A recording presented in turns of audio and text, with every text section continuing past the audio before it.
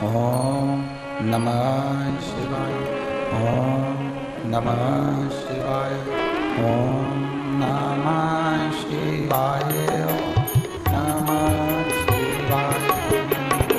नमः शिवाय। नमः शिवाय। ओम नमः शिवाय। ओम नमः शिवाय। नमः शिवाय।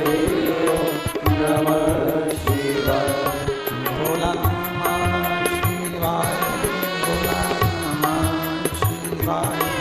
भोला नमः शिवाय। भोला नमः शिवाय। भोला नमः शिवाय।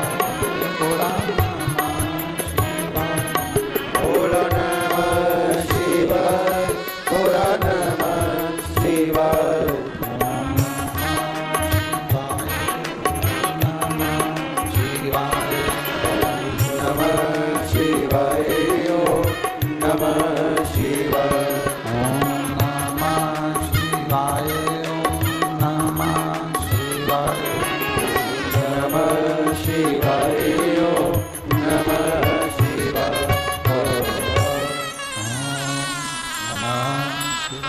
भोला नमः शिवाय। नमः शिवाय। विश्वनाथ भगवान की जय। महाकालेश्वर भगवान की जय। ओमकारेश्वर भगवान की जय। कुबेरेश्वर महादेव की जय। हर हर महादेव। हर हर महादेव। हर हर महादेव। भगवान देवाधिदेव महादेव त्रिकालदर्शी कैलाशी अविनाशी भगवान शिव, जिनकी पुनीत पावन श्री महापुराण की कथा संपूर्ण विश्व के कल्याण हेतु देवाधिदेव महादेव की कृपा से कुबेरेश्वर बाबा की पवित्र भूमि पर 2024 का ये पवित्र रुद्राक्ष महोत्सव जो आयोजित है 7 तारीख से 13 तारीख तक, उस पवित्र आयोजन में भगवान कुबेर भंडारी की कृपा से, कुबेरेश्वर महादेव की दया से आप और हम सभी मिलकर इस पवित्र कथा का लाभ ले रहे हैं। कथा के मुख्य यजमान श्री कैलाश भाई छोटा भाई पटेल जी अमेरिका से, स्वर्गीय सीताराम जी सोमानी, स्वर्गीय भवरी देवी सोमानी जी की स्मृति में सोमानी परिवार सूरत से, स्वर्गीय मीरा जी, स्वर्गीय आशुतोष जी अग्निहोत्री की स्मृति में हरगोविंद जी अग्निहोत्री द्वारा सागर से, स्वर्गीय कमला देवी दरबार साहब, स्वर्गीय फतेह सिंह जी, स्वर्गीय रघुवीर सिंह जी की, स्वर्गीय रोशन जी की स्मृति में रावले ऋषि रोशन जी द्वारा छिपानेर उत्तर प्रदेश से, जय श्री बहन जयंतीलाल बेपरिया राजकोट गुजरात से, स्वर्गीय प्रकाश जी त्यागी अनुराग जी त्यागी की स्मृति में लोकेश त्यागी मंजू जी त्यागी दिल्ली से, गोवर्धन लाल जी सुमित्रा देवी जी की स्मृति में पुत्र संतोष राधा महेश्वरी जी इंदौर से, प्रमोद दीपक जाधव, दीपक किशन राव जाधव, आशा किशन राव जाधव, रोशनी प्रमोद जाधव धूलिया से, संजय माणिक चंद्र जी गवते, बाला प्रसाद जी ओझा सोलापुर से, सत्यनारायण रामदयाल मालपानी जी संभाजी नगर से, चक्रेश कुमार जैन, अरुण जैन, रुचि कुणाल जैन दिल्ली से, स्वर्गीय मथुरा प्रसाद जी, राम देवी जी, चंद्रभान जी चतुर्वेदी जी की स्मृति में चतुर्वेदी परिवार झांसी से, विनय जी पांचाल, नैना जी पांचाल मुंबई से, उषा जी, सोनाली जी, रूपाली जी द्विवेदी, विनय कुमार जी हमीरपुर से, नीलेश शिल्पा कोठारी मुंबई से, बलदेव सिंह ठाकुर, राम अवतार सिंह ठाकुर जी, अंजलि ठाकुर गुड़ियारी रायपुर से, प्रमांचु कटियार, रक्षा कटियार, सुभाष चंद्र कटियार बेंगलोर से। एक बार जोरदार ताली बजाएं सभी यजमान परिवार के लिए, जो भगवान कुबेर भंडारी की कृपा से, कुबेरेश्वर महादेव की दया से, भगवान देवाधिदेव महादेव की कृपा से इस पवित्र पावन कंकर शंकर की भूमि पर जो मुख्य यजमान का पद ग्रहण करे हैं। शिव कृपा के बिना कुछ भी संभव नहीं है। भगवान देवाधिदेव महादेव की करुणा के बिना एक श्वास भी चलना, एक अंश मात्र भी हम कोई कर्म करें तो वो नहीं हो सकता। एक उसकी जो उदारता होती है, उसकी जो कृपा होती है, उसकी जो करुणा होती है, उसकी जो दया होती है उसी के अनुसार हमारा जीवन, उसी के अनुसार हमारे जीवन का लक्ष्य निश्चित होता है। जब तक वो कृपा ना करे, जब तक वो दया ना करे, जब तक उसकी करुणा ना हो, जब तक उसकी उदारता ना हो, तब तक जीवन का कोई सुख हमें प्राप्त नहीं हो सकता। क्योंकि हमने पहले की कथा में कहा है और आज फिर आपसे निवेदन कर रहे हैं, आज फिर कह रहे हैं कि ब्रह्मलोक के देवता हैं भगवान ब्रह्मा जी, वैकुंठ लोक के देवता हैं भगवान नारायण, इंद्र लोक के देवता हैं इंद्रदेव, पाताल लोक में, नागलोक में नाग देवता विराजमान। पर संपूर्ण जगत के कल्याण के लिए, सृष्टि में जन्म लेने वाले संपूर्ण विश्व के उद्धार के लिए, मनुष्य, जलचर, थलचर, वायुचर जो जीव हैं उनके कल्याण के लिए केवल एक देव को पृथ्वी पर भेजा गया है और वो देव अधिदेव महा, केवल एक देव पृथ्वी पर है, एक देव पृथ्वी पर, मिका से व्यक्ति नाम है, एक देव पृथ्वी पर है और वो एक देव देवाधिदेव महादेव है, जिनको मृत्यु लोक में चोंगे जैसी आवाज आ रही थी, जिनको मृत्यु लोक में जनमानस के कल्याण के लिए, संपूर्ण विश्व के उद्धार के लिए, एक एक जीव के कल्याण हेतु उनको इस मृत्यु लोक में भेजा गया है, संसार सागर में भेजा गया है। हमारे बिल्कुल करीब में, हमारे बिल्कुल नजदीक में एक देव रहे। नारायण वैकुंठ में पहुंच जाते हैं, ब्रह्मा जी ब्रह्मलोक में पहुंच जाते हैं, इंद्रलोक में पहुंच जाते हैं, पर एक देवता रहे, आपके और हमारे बीच में रहे, एक देवता हमारे और आपके बीच में रहे। इसलिए 33 कोटि देवी देवताओं में एक देव देवाधिदेव महादेव को पृथ्वी पर रखा, एक देव को पृथ्वी पर रखा कि ये संसार के जितने जीव हैं, मनुष्य हो, चाहे जलचर हो, चाहे थलचर हो, चाहे वायुचर हो, जितने जीव हैं, इन जीवों को एक बल प्रदान करें, इन जीवों को एक सुख, इन जीवों को एक आनंद प्रदान करें। इसलिए उसका एक नाम महामृत्युंजय भी कहा गया। गला पकड़ रहा बाबा, उसका एक नाम महामृत्युंजय भी कहा गया। महामृत्युंजय से मतलब है कि जिंदगी में जब आप तकलीफ में हैं, जब आप जीवन में दुख की घड़ी में हैं, तकलीफ में हैं, कष्ट में हैं, या आप कहीं ना कहीं किसी ना किसी रूप में कष्ट का जीवन जी रहे हैं, उस समय पर शंकर को याद करना यह आपका क्रम है, शिव का स्मरण करना।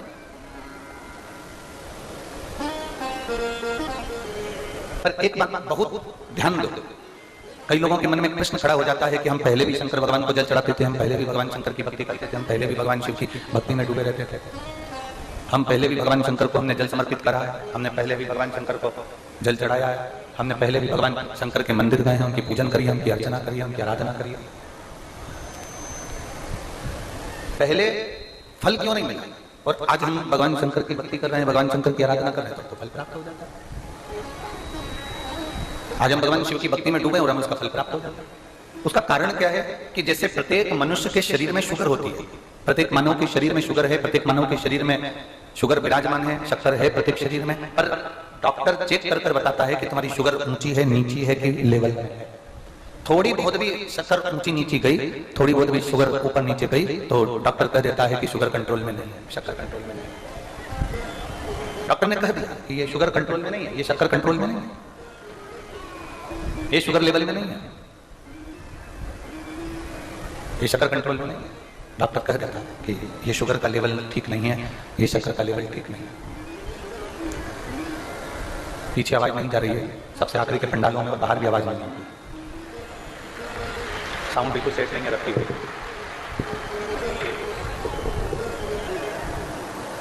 शुगर का लेवल ऊंचा नीचा होता है, जैसे ही शुगर ऊपर नीचे जाती है तो डॉक्टर कह देता है कि ये ऊंची चली गई, नीची हो गई, ये लेवल में नहीं है। पीछे के माइक खोलिए, पीछे के सदूर के माइक खोलिए जरा बाहर। शुगर का लेवल डॉक्टर बता देते हैं कि ये ऊंचा है, वो नीचा है, या लेवल में नहीं है, ये लेवल में है। शिव कथा कर रही है, भगवान शंकर का संवाद कर रहा है, शिव महापुराण कर रही है। शंकर के स्मरण में जब हम ज्ञात हुआ हमको, जैसे शुगर का लेवल, हम भगवान शंकर की भक्ति में रस तत्व क्या है,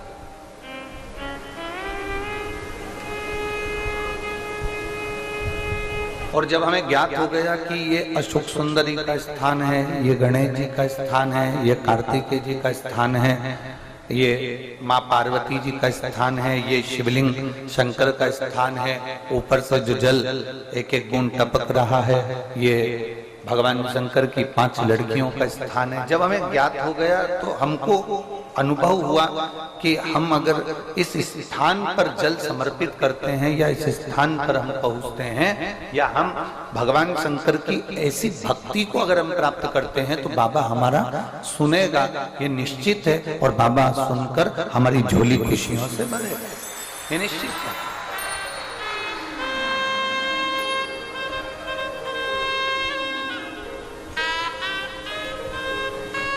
हमारे मन को हमने केंद्रित करा शंकर की ओर, हमारे मन को हमने केंद्रित करा भगवान देवादिदेव महादेव की ओर, हमारे मन को हमने केंद्रित करा भगवान शंकर की विरल भक्ति की ओर। एक कपास रुई, कपास में आग लगाओगे कितनी देर लगेगी जलने में? जम के बोलो जरा जल्दी से। एक क्षण कपास में आग लगाई तुमने, कपास में जैसे आग लगाओगे एक क्षण में वो राख हो जाएगा, एक क्षण में वो समाप्त हो जाएगा। कपास एक क्षण में जलकर राख हो जाता है, एक क्षण के अंदर कपास जलकर राख हो गया। और यदि कपास में, रुई में, कपास में आपने घी लगा लिया, कपास में रुई में अगर वो घी मिल गया, कपास में रुई में अगर आपने वो घी डुबो दिया, फिर वो एक क्षण में जल जाएगा क्या? बोलो बोलो जमते बोलो, जलेगा नहीं। वो एक क्षण में जलने वाला नहीं है, वो एक क्षण में समाप्त होने वाला नहीं है, फिर वो घंटों तक 15 मिनट, 10 मिनट, 5 मिनट, 20 मिनट जितना उसमें घी है उतना वो चले, जितना उसमें ग्रत है फिर उस हिसाब से वो,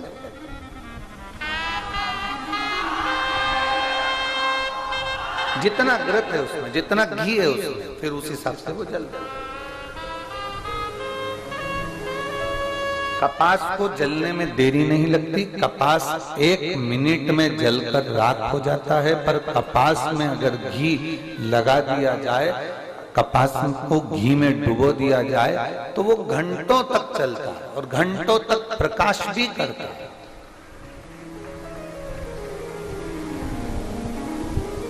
आप और हम सब कपास हैं, दुनिया के तानों से, दुनिया के शब्द से, दुनिया की गाली से, दुनिया के आड़े टेढ़े विचारों से, दुनिया के तानों से, दुनिया के अपशब्द से हम तुरंत जल जाते हैं, तुरंत। आप और हम सब कपास की तरह, आप और हम सब कपास की तरह, एक क्षण लगता है और हम जल जाते हैं, एक क्षण लगता है और हम जल जाते हैं, एक क्षण बस।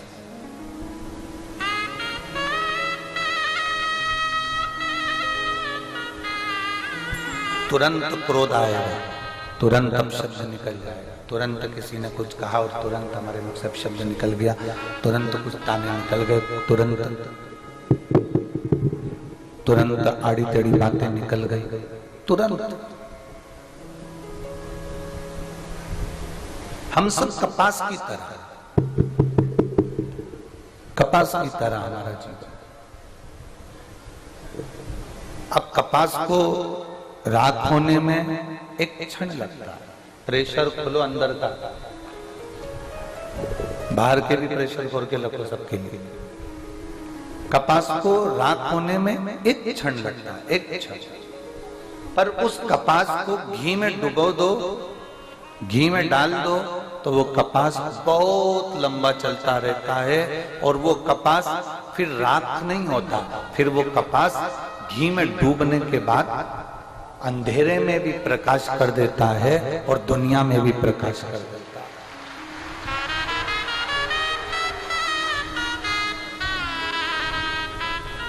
आप और हम सब कपास हैं। आप और हम सब लोग कपास की तरह हैं। किसी ने कुछ कहा जल गए, किसी ने कुछ कहा क्रोध आ गया, किसी ने कुछ कहा शब्द तुरंत हमको क्रोध आ गया। ये सब जल रहा है, ये सब अपन कपास की तरह जल रहा है। पर जब से आपने शिव महापुराण के घी में डुबकी लगाई है, जब से कपास को घी में डाला गया है, तब से कपास जलता तो है पर दुनिया में प्रकाश करता है। वो स्वयं राख नहीं, वो स्वयं राख नहीं। और तेरी कृपा बिना न हिले एक भी अणु, लेते हैं श्वास तेरी कृपा से बखान क्या करूं मैं राखों के का, चपटी भभूत में खजाना कुबेर का। हे गंगाधार मुक्तिवार ओंकार तू, भोले ओंकार तू, आयो शरण दिया शंभु तार तार तू। बखान क्या करूं मैं राखों के ढेर का, चपटी भभूत में खजाना कुबेर का। हे गंगाधार मुक्ति द्वार ओंकार तू, भोले ओंकार तू, आयो शरण तिहार शंभु तार तार तू। एक शिव पुराण के घी में शंकर की ये पुराण, शिव पुराण एक घी का काम करती, एक घृत का काम करती। इसमें ये शरीर, इसमें ये चित्त, इसमें ये मन, ये कपास की तरह जो ये शरीर है, कपास की तरह जो ये मन है, कपास की तरह ये जीवन है, इसको अपन ने वो डुबो दिया उस चोंगे जैसी आवाज आ रही है, उसको सेट तो करो, बेस वगैरह डालकर उसको सेटिंग तो करिए। कपास को आपने शिव पुराण रूपी घृत में उसको डुबो दिया।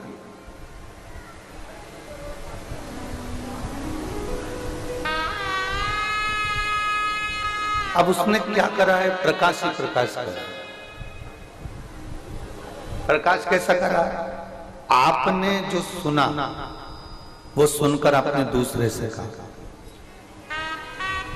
उसने कोई एक लोटा जल भगवान शंकर के मंदिर में चढ़ाना प्रारंभ करा, एक लोटा जल भगवान शिव को देना प्रारंभ करा, एक लोटा जल भगवान शंकर को समर्पित करना प्रारंभ करा। और वो जब समर्पित करना प्रारंभ करा तो उसके जीवन में भी प्रकाश आया, उसके जीवन में भी प्रकाश आया। अर्थात केवल शिव पुराण ये चीज जरूर जानती है कि जिसने जिसने जिस रूप में किसी को शिव पुराण के बारे में बताया, शिव पुराण के बारे में वर्णन किया, वैसे वैसे उस तत्व को उसने जाना और जानने के बाद उसके जीवन में प्रकाश तत्व आया। कितना सुंदर एक संवाद आता है, कल कथा में चल रहा था, एक बड़ा सुंदर संवाद कल कथा के अंतर्गत चल रहा था कि नागेश्वर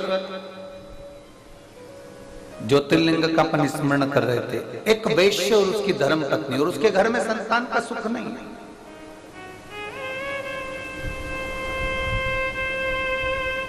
उसके घर में औलाद का सुख नहीं है।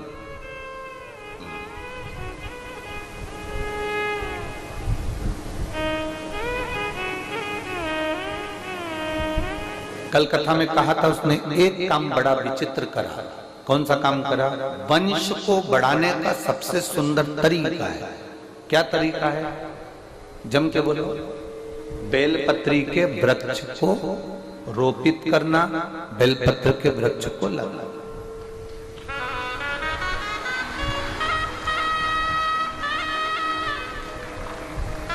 यहां जितने बैठे हैं, जितने आस्था चैनल पर कथा सुन रहे हैं, जितने फेसबुक पर कथा सुन रहे हैं, जितने लोग इस पवित्र कथा का तत्व ग्रहण कर रहे हैं, उनसे एक बात जरूर कहेंगे कि बेलपत्र का वृक्ष, ये जरूरी नहीं कि आपके घर में औलाद है तो आप बेलपत्री का वृक्ष नहीं लगाएंगे।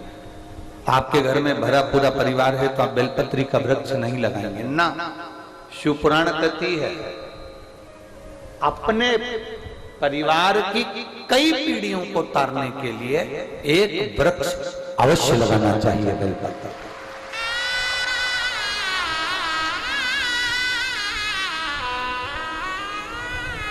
एक वृक्ष बेलपत्र का अवश्य लगा, और इतना छोटा सा वृक्ष नहीं जिसको रोपित कर दिया और बाद में बकरी खा गई।